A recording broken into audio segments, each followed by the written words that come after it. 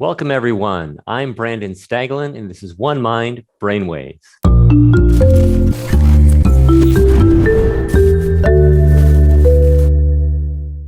Today's topic, mature brain, dynamic mind. Forget cognitive decline. Might our brains and our minds actually get sharper and more robust as we go through life? Might our ability to become stronger as we become wiser actually be a real thing? And might we become even happier as we age? I'm very excited. What will surely be a fascinating conversation today. With us are two very distinguished guests. Stanford University's Dr. Laura Carstensen is the nation's foremost thought leader on longevity. And the other guest is a legend. The award-winning singer-songwriter, Judy Collins, is here. Stick around. Later, we'll check in with our team at One Mind Cyber Guide for their review of an app which may actually help you improve your cognitive abilities, the ability to remember, pay attention, focus on things. That's later in the show. But first, without further ado, let's introduce our wonderful guests. Dr. Laura Carstensen is a professor of psychology at Stanford University and founding director of the Stanford Center on Longevity, and award-winning singer-songwriter, activist, author, filmmaker, painter, mental health advocate, and podcast host, a true Renaissance woman. Judy Collins is with us today. Laura and Judy, thank you so much and welcome to Brainwaves. Thank you so much. Thank you. You're so welcome. Great to have you here. And Judy, it's quite an honor to have you here. I've admired your work forever, and you kind of epitomize the topic we're talking about today. With a career spanning over 60 years, accolades too numerous to mention, and your lived experience overall is just totally breathtaking. You've always been contemplative and honest and reflective in the way you communicate, both in your songs and in what you've written. When you survey the trajectory of your life, do you find that your philosophies and what inspires you have evolved over time? I think that they started with a positive attitude, and I think that's so amazing to start there. The greatest gift you can get is a positive person in your life.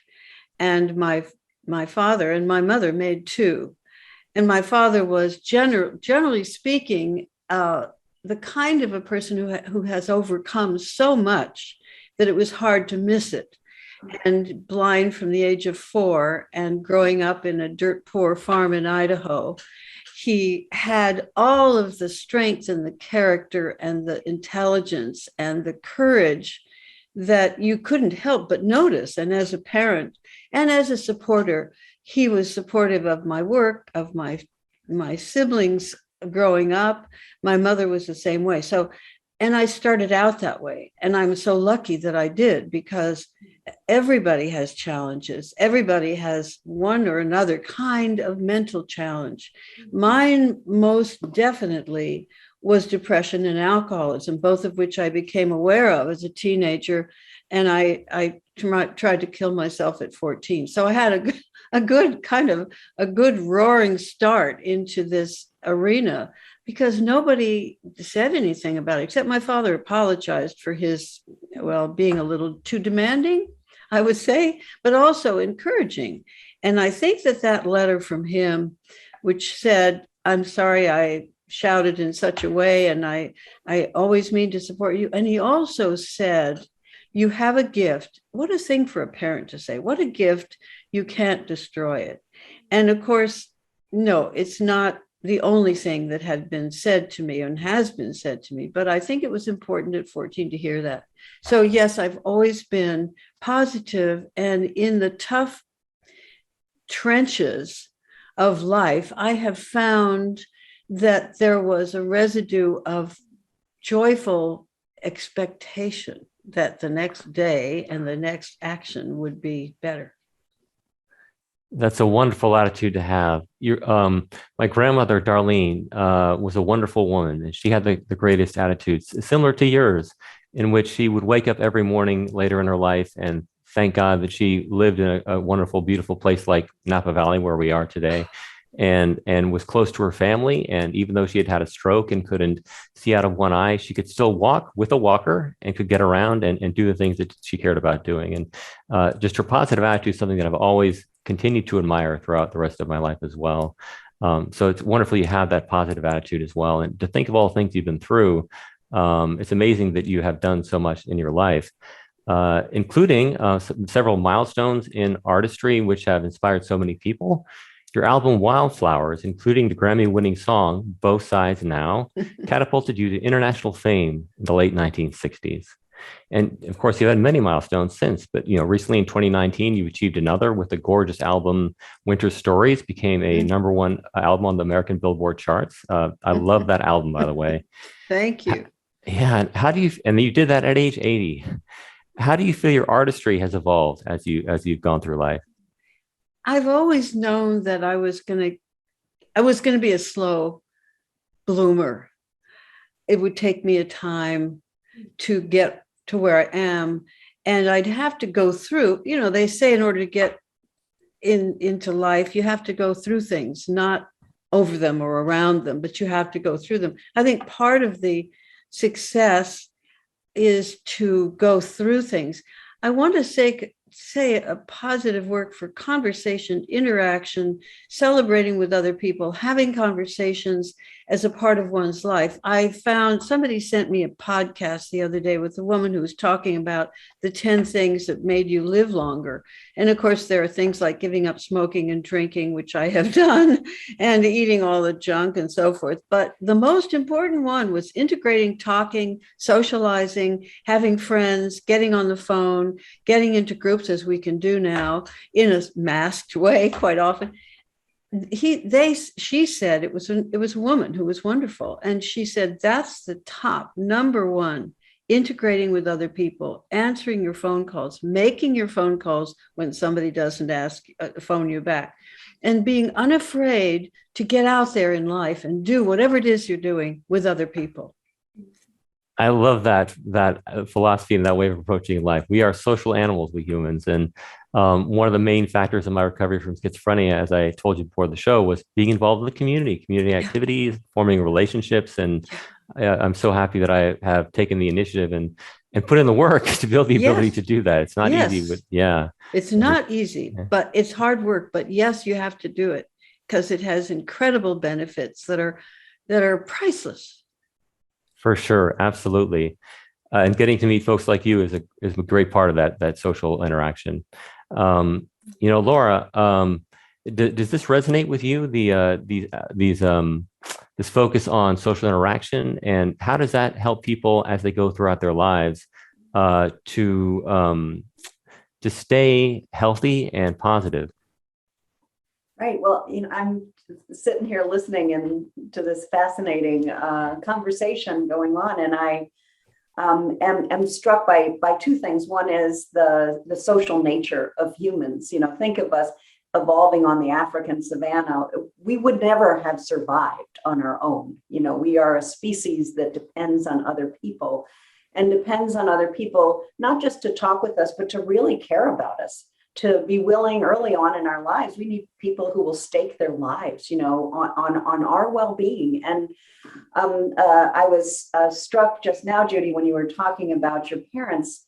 There is a longitudinal study that's been going on at Harvard for years, and the leader of that project has said that the key predictor of a child flourishing in their lives is to have at least one adult other than a parent who's crazy about them. We need to have somebody in our lives who thinks we're special, who believes in us, who thinks we can do things, achieve things.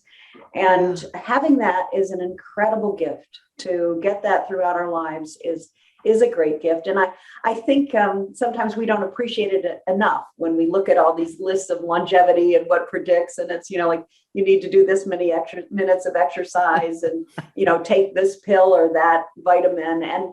And what's sitting in front of us is probably the secret of a positive, healthy, long life. And that is other people. Mm-hmm. We need to be that for others and treasure it when we're given it from other people to us.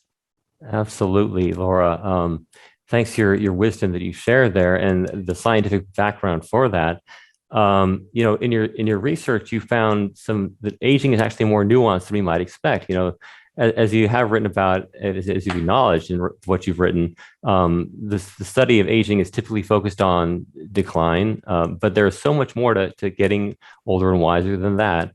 Most remarkable may be in the areas of both expertise and the ability to learn new things as we get older throughout life, that the brain's plasticity is maintained and that we're able to continue to learn new things at almost the same rate as when we were younger. Is that fair to say? I wouldn't 100% agree with what you're saying, but I'd come close to it. There are certain aspects of our memory and our executive functioning that do become less efficient as we get older. That has been almost the exclusive focus of the research on psychology and aging, on cognitive aging. The focus has been on loss. And when the only questions you ask are about loss, the literature you generate is about loss. About 20 years ago, I think psychologists began to ask some questions about what might get better. And it turns out that that's a really important part of the story. So yes, we're less efficient at learning a list of words. It's more difficult for us to, say, integrate lots of new information that's completely novel and integrate it quickly and then act on it. Younger people are better at that than older people are. But if you ask somebody to solve a problem related to an emotionally charged conflict, older people outperform younger people hands down. So when we look at an integration of sort of emotional balance and knowledge about everyday life, we see improvement into very advanced ages. And of course, that's the kind of thing we think we need most in life. And so, yes, there are some aspects of cognitive functioning that decline, but there's a lot of important processing that not only is well maintained, it gets better. Like emotional intelligence, that actually improves over time. That's such an important skill to have in today's world. Yeah. Older people are happier than younger people. Mm-hmm. And this comes as a big surprise to a lot of people. When I'm lecturing undergraduate students at Stanford and I tell them that emotionally they're at the worst part of their lives, they look so relieved, because not only are they miserable compared to older people, we're telling them day in, day out that these are the best years of your life. And no wonder they don't want to get old. If they think it's going to get worse. But emotionally speaking, people experience less negative emotion, more positive emotion, and we become more emotionally stable. So more even keeled. Surprisingly, we also experience more mixed emotions, which turns out contributes to emotional well-being. That is, being able to experience joy and also know that whatever the experience is won't go on forever. And to get a tear in the eye at the same time you feel a deep kind of savoring of an experience is an incredibly rich emotional experience. And so these mixed emotions are more common with age. That's fascinating. And that reminds me of a song that Judy wrote and recorded back in 2013 called Wings of Angels. It's very poignant, but also uplifting. Judy, let's talk about that if you don't mind. Your song catalog is vast, comprised of both your original compositions and your well-known versions of other artists' songs that you've covered. But one of your most beautiful and poignant is Wings of Angels. You wrote it for your late son, Clark, who died in 1992, following a long bout with depression and substance use. And your life was forever changed, but you somehow managed to cope and go on and go on through life with that unimaginable loss. From where did you draw the strength and emotional resilience? And what does the song mean to you? I am so glad you asked me about it. And it's one of the most important songs in my own catalog and one of the most terrifying and devastating and yet healing. It's so hard to say that, but it's true. I remember something that Margaret Mead was quoted as talking about. She was asked about the history of human beings. And she said the first indication of a human being being able to thrive on the planet was the discovery of a bone which had been broken and healed. And she said that was the point at which it was clear that there was interaction between people, that they were able to care for one another and care for someone long enough to heal that broken bone. And but mostly she understood that in previous times, people would die because there was no one to take care of them. So this indicated that there was interaction. That's just the thing we're talking about. And when Clark died, of course, I had gotten sober. I think the number is 92. He died in 92 and I got sober in 78. So what was I, 12 years sober? 78, 88, 14 years sober, 14 years sober. So I had the meetings that I go to always and have been from the beginning, where I had all of these people around me telling how they got through things, how they got through deaths. Joan Rivers called me a few days after Clark's death, and she said, first of all, she said, there are no guilts in suicide. And secondly, you didn't cause it. You can't control it. You couldn't have cured it. And frankly, it's none of your business. The business that you have is to go through it. And, you know, suicide is one of those situations in which it actually falls on the survivor to rediscover the story and heal the story from the inside. And so that song was very much a part of my healing. And she also told me I could not stop work. She said, you can't stop work. I'd planned on canceling everything. I mean, I know people who never came through a suicide, who really abandoned their lives because they didn't have the kind of support that I had. And I can say that it wasn't my own doing at all. It was the doing of the community around me, the many villages who cured me and helped me. I may not be cured, but I was certainly healed and I was certainly helped. And that's the lesson. As Dr. Laura is saying, you know, we learn and we have this layer of experiences through which we can, it's like the right kind of glasses, the right kind of telescope, the kind of inner telescope that gives us the ability to see who we should call, to see whose book we should read, to see what kind of meditation we should do, and to find out what groups we should go to. That support is essential, as you've illustrated. And thank you for sharing that. Your wisdom that you shared there is going to help many people who have gone through or are going through a similar challenge in their lives. So thanks for sharing that. And I'm glad you had that support, definitely. So let's listen to Wings of Angels.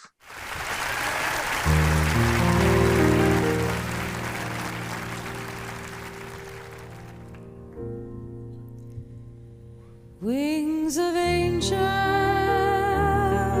tears of saints, prayers and promises won't bring you back.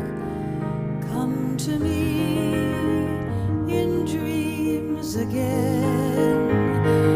Wings of angels, tears of saints. I lost you on a winter's day in that cold city far away, a city by a river deep with promises you could not keep, a place where you had gone to try, a place where you had longed to fly, a city smiling when you cried, a city sleeping when you died.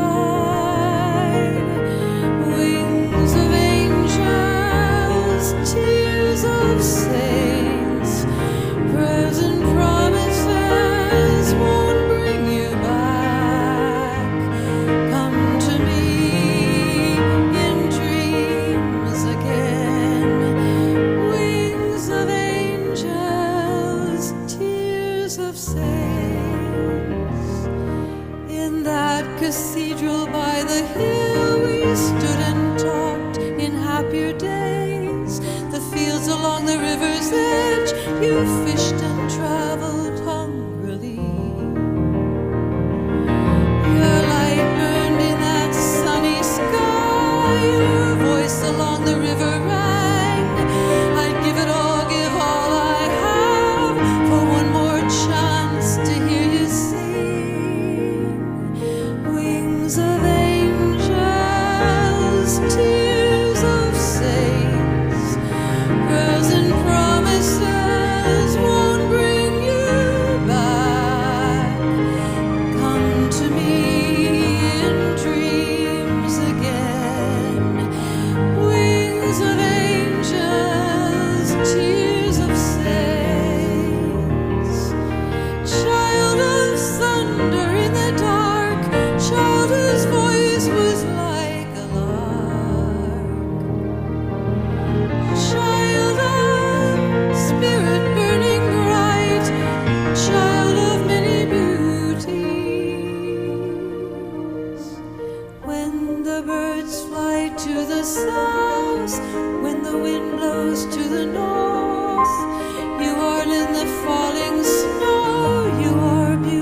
going forth.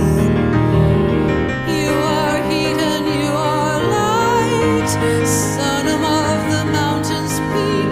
I'd give it all, give all I have for one more chance to hear you speak. Wings of angels, tears of saints, prayers and promises won't bring you back. Come to me in dreams again. Wings of angels, tears of saints, wings of angels, tears of saints, prayers and promises won't bring you back. Come to me in dreams again. Wings of angels, tears of saints,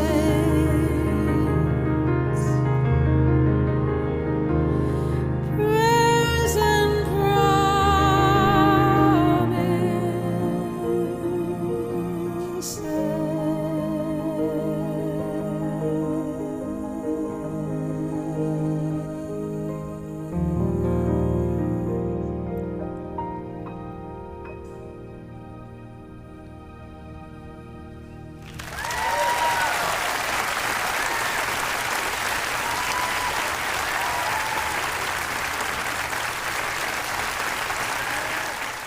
And Judy, you've also weathered your own struggles with mental health challenges, as we talked about a little bit already in the show, and you've written about that in your writings.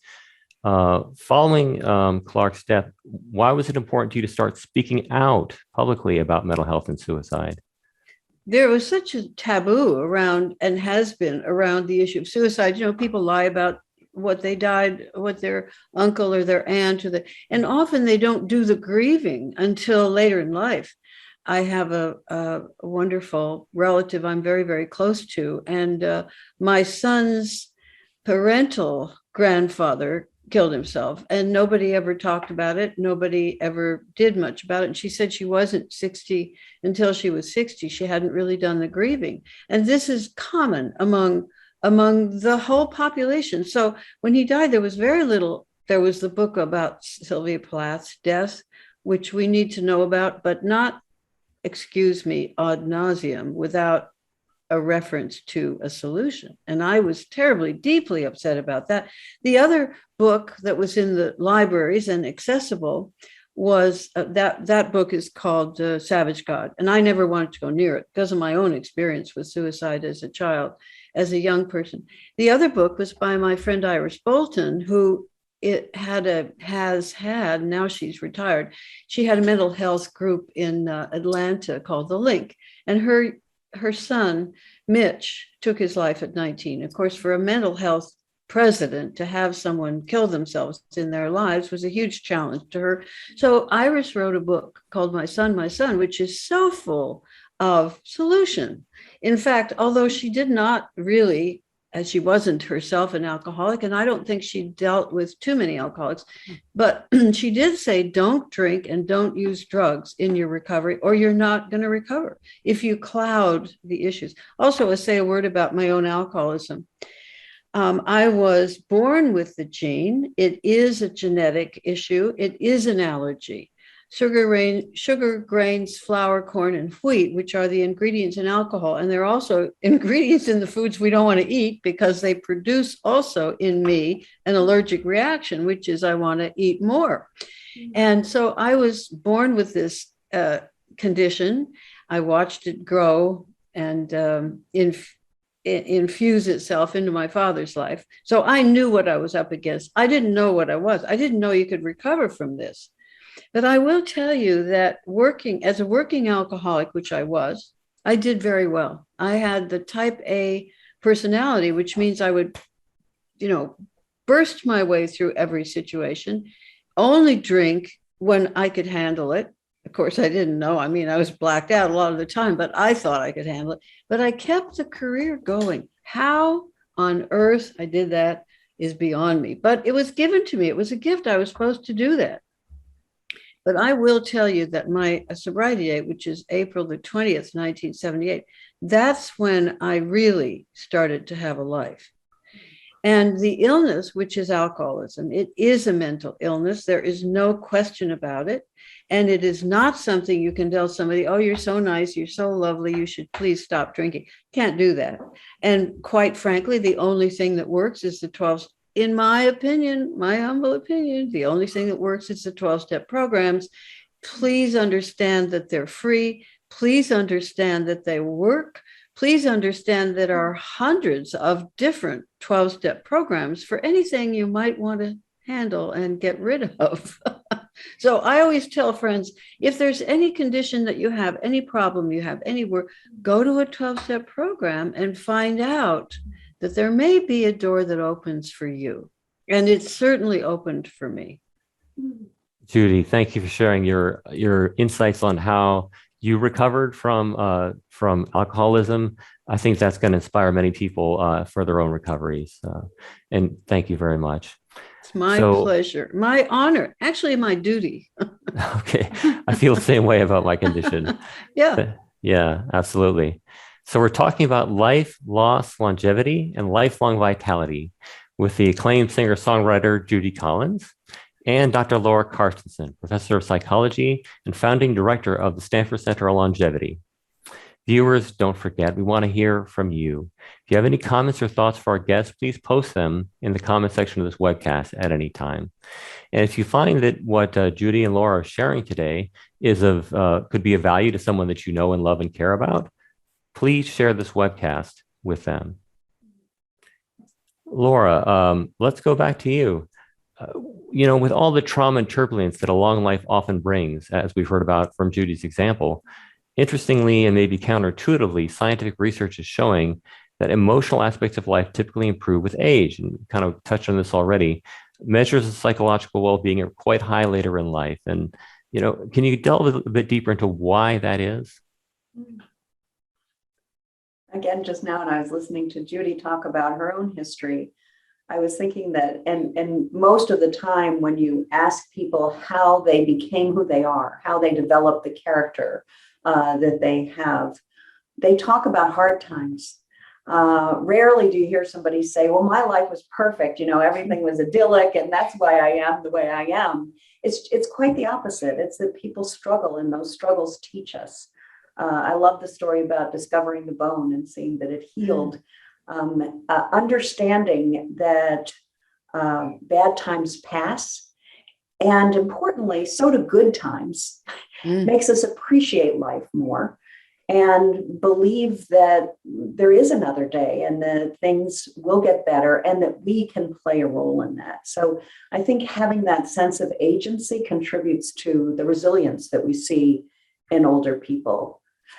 If I may tell you about findings from a study I conducted with Yochai Shavit and Jessica Barnes during the COVID pandemic, our findings were surprising, but have now been replicated widely.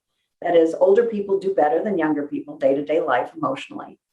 But during a pandemic that's targeting older adults, many people said you'll see older people crumble. They're not going to be able to manage this. It's sustained stress, making them more isolated. It's putting undue burdens on older people. And so we repeated some of the work we've done. And we found still that older people are more positive during this pandemic and less negative than younger people are. They're focusing on the good aspects of life. As your grandmother did, Brandon, appreciating what's there, focusing on the day-to-day, on the present, and they're doing better. Findings been replicated now in 63 countries. I love that. So it's not just in our own experience that we've seen this happen, but it's all over the world, and science backs it up. That's really encouraging and brings a lot of hope. We talk about people feeling happier as they get through life, but also it seems that people's tolerance for injustice actually also decreases during their life. Like, is it an increase in feelings of empathy or compassion that drives people to actually get active against injustice later in their lives? it appears that people become more pro-social as they get older, more interested in investing in others, and often in younger generations, which is a tremendous advantage of aging societies, with the great range of ages that we have alive at the same time. So yes, older people seem to become more pro-social. In part, I think this has to do with the perception of time and why injustice is something that is felt so deeply among older people. And that is, it's the sense of, if not now, when? So watching other people suffer, feeling more caring about investing in others and helping them leads older people, I think, to be some of our strongest advocates for justice. That is that compassion and empathy that drives us as we get older to be more pro-social, it sounds like. And Judy, your activism is well known, social, environmental, and for human rights. Have you viewed injustice through the same or similar lens throughout your life, or has your worldview been substantially changed as you've grown in wisdom and experience? The level of my outrage at injustice has always been very hot. It's my hot button. It's been there since I was a kid. Of course, it's perhaps a natural thing, but then it was influenced by my dad, who was a public personality. He had a radio show. He was very, very well-loved and listened to and talked about and appreciated. He was a star, a big fish in a little pond, if you would say, because his outspokenness was, they loved his singing, they loved his music, they loved his poetry that he read. I mean, the poetry of very famous poets, including people like Dylan Thomas and so on, and Emerson. But he would talk about the issues of the day. He would talk about McCarthy. He would talk about the outrage of all these people that were being left with no jobs in Hollywood, and because they were suspected of being communist, quotes unquote, and put in front of a trial situation in which they were asked to rat on their fellow performer.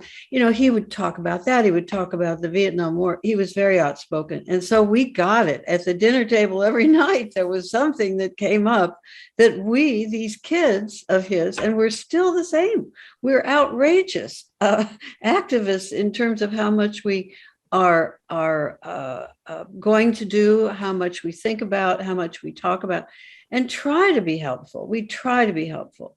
And I don't, quite frankly, I don't know what to do except to give money to the candidates that I believe are going to help to heal the world, and to try to be present for situations that I think can be helpful, to speak out, to have an opinion, to have an axe to grind, to have a book to write, to have something to say. And by the way, it's not for me about writing protest songs. It's about bringing beauty into the world, because I actually think that beauty is something that changes our positions in the world. It changes our view of the world, and it makes us able to tolerate living on a planet where things are not ever perfect. They never are.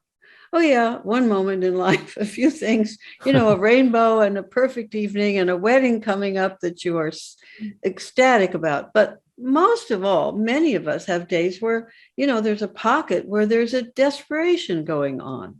And we have to talk about it. We have to think about it. We have to try to make people around us aware of it so that they can also help us to take action. Your work as an artist is incredibly valuable in that regard. Beauty, as you say, can help inspire people to be motivated to actually make changes in their lives and in the world. Like just the other day, I was feeling kind of disillusioned and thinking maybe that I would stay that way forever. But then I started to listen to these wonderful motivational songs that had inspired me for years, and that brought me out of that funk and put me on a good track again to do more good for the world. And so thank you, for your artistry and inspiring so many people that way. My pleasure, my duty, my honor. Fantastic. And speaking of which, music has been a balm in so many ways during the past 16 months during the pandemic. And it's such a meaningful form of connection, like we're talking about. Social connection is so important. How has your relationship with your fans changed during this time? I don't know, but they're there, and I hear from them on the social media. And I've also started working again. I've done already big concerts in a few places, and I'm bound for Ravinia and Tanglewood, and then going to Norway, etc. So I'll have my book is filling up. So I think the relationship and I've also kept working. I practice every day, or I rarely have a day off. And I'm coming out with a new album of all my own material coming out in 2022. And so that's been very inspiring. And I hope that it will be something that gives a lift to people. I was going to call it Beauty and Resistance, but I'm not going to call it that. I'm going to call it Spellbound, which is the name of one of the songs. And I think we're all spellbound to some extent at various times in our lives, and certainly sometimes during every day. Yeah, it's great when we're spellbound by the awe-inspiring things that we see, or even it's galvanizing when we're spellbound by the things that really outrage us, like you're talking about. So you can start to do good to make things better. Right. But do challenging experiences and challenging times actually inspire you to be even more creative with your work? Well, I try to work every day. That's it. And I don't know, like many people, I don't know where my muse is, or whether she's busy that afternoon, whether she was invited to tea somewhere. I don't know what she's up to. But again, it's none of my business, because I have to be there in case she decides to dress up and come and see me. Yeah, fantastic. And, speaking of creativity, now you're doing this podcast series, like we were talking about. Since you've asked, why did you want to dive into the podcast world? Well, it was not my idea. I have to give the credit to my manager, who said, why not do X? And I said, oh, what a fantastic idea. So I started to we made our list together, and every once in a while I come up with another person who's in a different field, in a different arena, somebody to talk to about a subject I know nothing about, where I can educate myself. As Dr. Laura has said, we try to expose ourselves to things we don't know about, and it helps the brain. And I want to be able to do that crossword puzzle on Sunday without sweating blood and sweat and tears. So I don't expect you'll be retiring anytime soon then. Keep staying active. It's not. I have a theory about retirement. I think it was invented for corporations who wanted to lay off people who were going to charge more money. It's just my own fantasy. Well, I'm glad you're still active. And I hope more people will take a page from your playbook and stay active. I certainly plan to work until late in life. Speaking of which, Laura, in the world of psychology, we talk about a lot the benefits of neurodiversity. And in addition to your innovative work as a psychologist, you're also a public policy advisor. Might these ideas be applied here to encourage society and employers in particular to value and amplify the strengths of older employees and older adults in terms of their unique knowledge and talents that only their generation has? Yeah, we're doing some research now on older workers, and the core of the finding is that it looks like older workers increase the productivity of younger workers. And I think when employers learn this, they're going to be much more excited about having older workforces. But I think the bigger change that's happening in the workforce is the age diversity of it. At every age, people have special strengths. And to think that we're going to have a 60-year span of people in the workforce is fantastic. You think of the teams that get formed with that kind of an array of strengths and talents and vulnerabilities. We can help each other. We have at the Center on Longevity for the last 2 years been working on a big project that we're calling the New Map of Life. And what we're trying to do is to write a script, a social cultural script for century-long lives, where at every stage, people have a sense of belonging, purpose, and worth. And we think if we aim for that, other aspects of life kind of fall in line. It means we need education interwoven throughout life. It means work is something we should be doing always. We should probably start much earlier, like in high school, and do community service and volunteering and paid work. But we can do it differently. We can do it in a way that is satisfying and allows us to also achieve more time with our loved ones and families and communities. And so we're trying to rewrite this and talking with a lot of policymakers about ways that we could go about moving the agenda forward.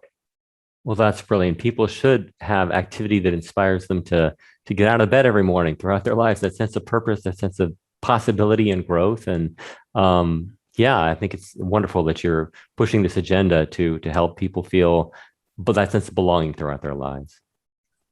Awesome. Thank you. So finally, this brings us to the fun part of the show. It's all been fun. This is my favorite part, the lightning round. Quick questions, quick answers. We usually do 5 questions, but today is a very special episode. So we're going to extend the questions a little bit. 8 questions. So we'll do one person at a time. Laura first, and then we'll circle back around for Judy's answers to close out the show. Are you guys ready? We're ready. All right. So Laura, we'll go with you first. What helps you cope when you're going through a tough time mentally? Oh, well, friends and family, but also focusing on what's making me grateful. Shifting a focus away from the problem to gratitude is very useful. Fantastic. What song or type of music or art do you turn to when you're feeling down? Well, I would go back to the music of the 60s and the early 70s, my early days, and listen to music that is comforting and familiar. My dad used to say that music takes unfair advantage of your emotions. And so we can use that to our advantage. It's helpful. Yeah, right back at it. Fantastic. What is a hobby, activity, person, or animal that helps you unwind and de-stress? Cooking. I love to cook. Chopping vegetables, preparing food for others gives me lots of satisfaction.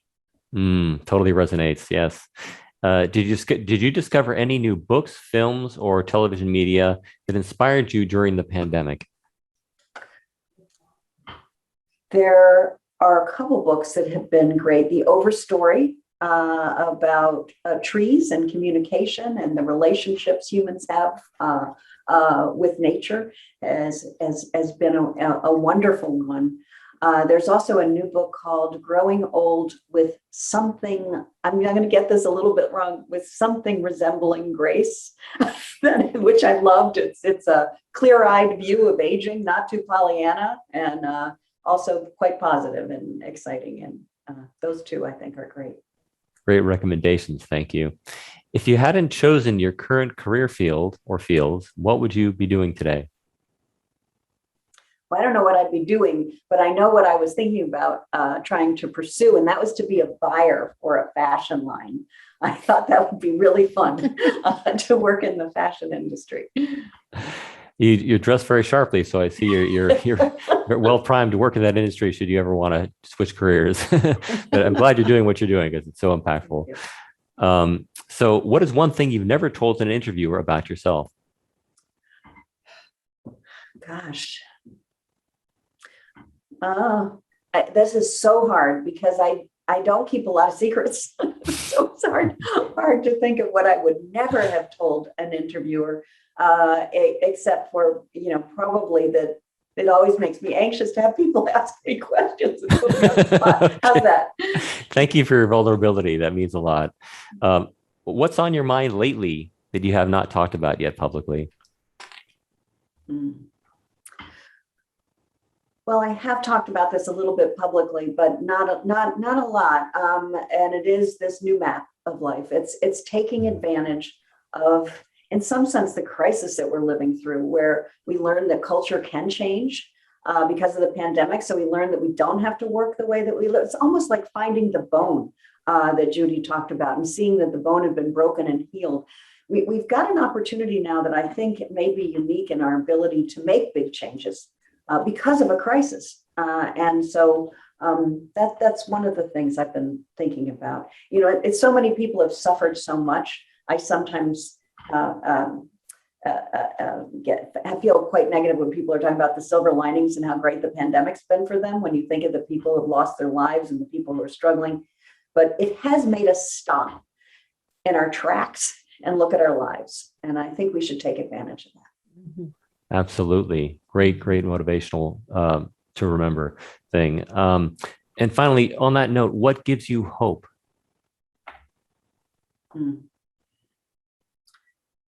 I wanted to say older people, and then I wanted to say younger people. I think it's people. There's so much goodness in the world when we look around, and I'm counting on people to make the world a better place. And I do believe life is getting better in a slow and steady way. The arc is improving, and we need to keep it going. Absolutely. People are complex, but when you bring out the best in people, which can be done, as we talked about on the show, you can build a better world. Thank you so much, Laura. Judy, it's your turn. Are you ready? Ready. All right, let's hear it. So what helps you cope when you're going through a tough time mentally? Meditation, music. I'm not a Catholic, but I love Gregorian chant. I love Rolf Vaughan Williams. I love Jimmy Webb. Any of those things will turn me right around. Okay, fantastic. So I was going to ask you what song or type of music you turn to when you're feeling down, but it sounds like you just answered that question. Yes, and I love birdsong. Birdsong is, when I listen to birds sing, when I see little sparrows hopping around in the world, I always think that's me. I really identify with what's going on with you. I love that. Yeah. Hearing the beauty of nature is a beauty in a completely different way than like man-made beauty, but it's related in the way that it can inspire us in special ways. What is a hobby, activity, person, or animal that helps you de-stress and unwind? Well, I have cats, and I'm crazy about cats, and I've had cats most of my life. There was just only a couple, 3-4 years that I didn't. And cats are so mysterious and wonderful. They're wonderful company. They're unconditional love, and they have their own attitudes about things, but I adore them, and I adore nature. I am so wild about trees. One of the things my husband and I have discovered, I live in New York. I've lived here almost 60 years, but I did not know the park that is here, Central Park, and I didn't know the Riverwalk, although I live near to both, and we've discovered them both. And so being out in the park, in Central Park, has been just fabulous experience during this pandemic. And I wouldn't have done it if we hadn't been in lockdown. Fantastic. And on the indoor side, did you discover any books, films, or TV shows that have inspired you during the pandemic? I am a junkie for mysteries. That's the secret that I wouldn't tell anybody. I've even written a mystery. It was very bad, but I did write one in 1995, and it got published. I mean, for heaven's sake, I don't know.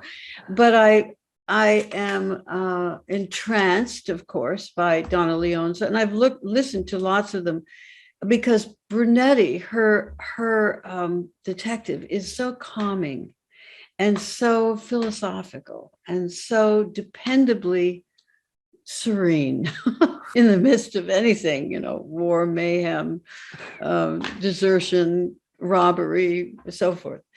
And so that's my secret passion. Cool. If you hadn't chosen your current field or fields, what would you be? That's easy.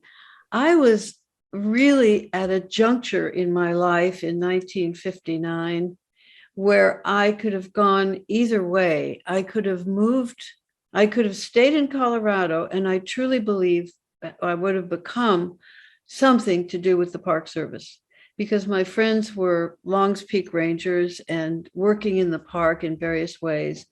But we had a choice. I had an offer to go to Chicago to work at the Gate of Horn, and I had an offer to do a fire watch, a fire lookout at Twin Sisters in Colorado. And I also was in a cast up to my hip. And so it made the decision easier because we felt we couldn't go up there to my then husband and I. We would endanger people if we couldn't get out. If there was a fire and I had this cast on, it would make it difficult to get out of the park.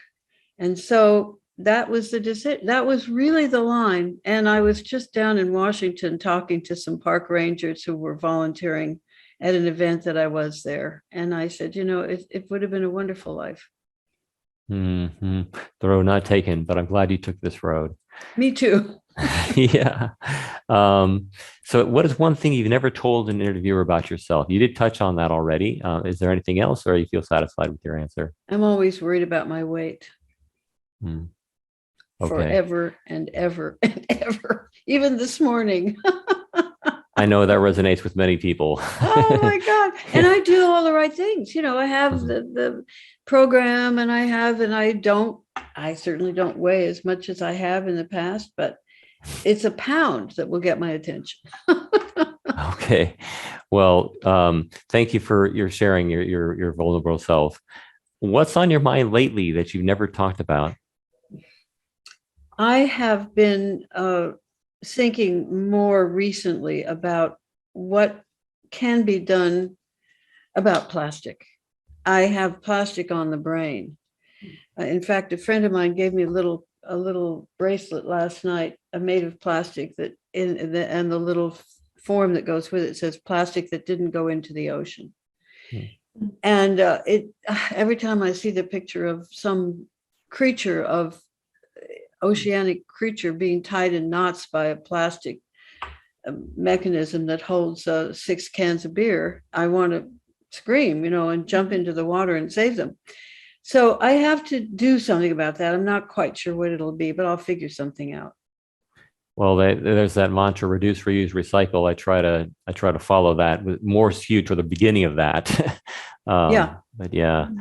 Thank you for your advocacy. And then finally, what gives you hope?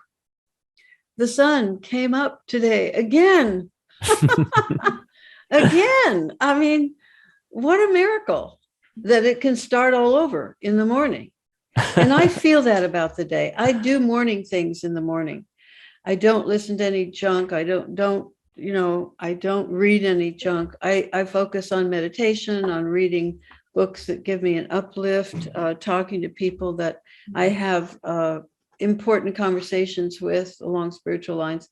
And I keep it kind of reserved for private time and contemplation, and hopefully reading something that inspires me. I read a lot of, one thing that's concerned me lately is Thomas Merton's death. I read a lot of Thomas Merton, and I found out recently that his death was apparently not the one that we thought, that he died of an electric shock in Thailand.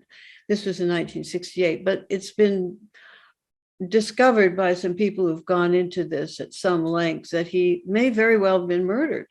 And he was a peace advocate. So what that makes. Peace advocates are not very popular with the general population. In fact, the Catholic Church has said that Thomas Merton is not going to be sainted because he has spoken out against war. Can you imagine anything being as hypocritical as that? I can't.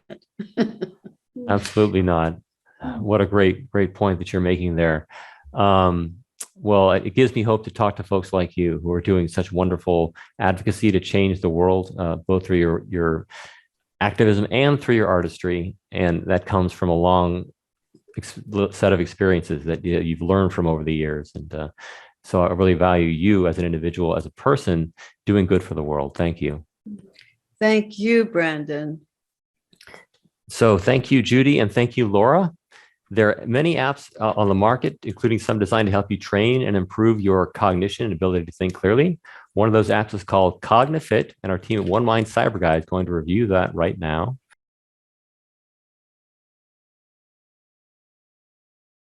Hi, my name is Steven Schuler, and I'm the Executive Director of One Mind Cyber Guide. You probably already use your phone for many things throughout the day, But did you know that there are also apps to help you manage your mental health and well-being?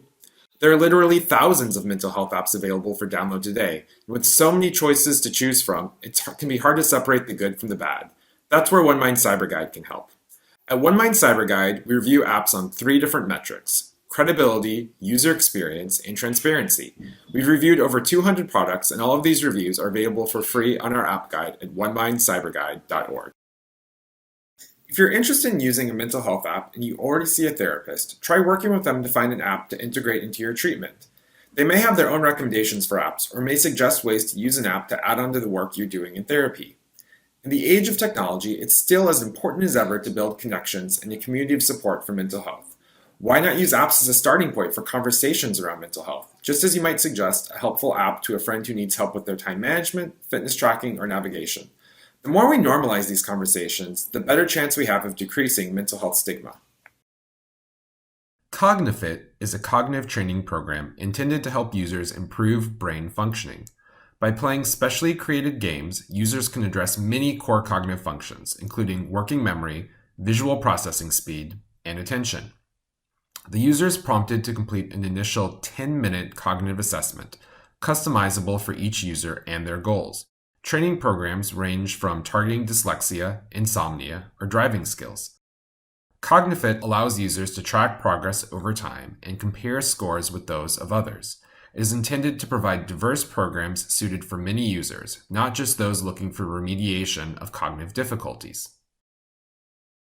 Cognifit scores highly on our credibility metric, receiving a score of 4.67 out of 5. Highly on our user experience metric, receiving a score of 4.24 out of 5, and receives an acceptable score on our transparency metric around data security and privacy. We look forward to seeing you next week for another app review. Thank you, Cyber Guide team, and especially thank you to you, Judy Collins, and you, Dr. Laura Carstensen, for all you shared with us today. Viewers, thank you as well. Thank you for watching. Thank you for participating. Don't forget, you can check out all of our past Brainwaves episodes at onemind.org/brainwaves, where you can also sign up for our newsletter, where you can learn about upcoming Brainwaves episodes and all of OneMind's exciting activities. Don't forget, what's a brain for? For making waves. Thanks for watching Brainwaves. Have a great day, everyone. You're feeling anxious, afraid, alone.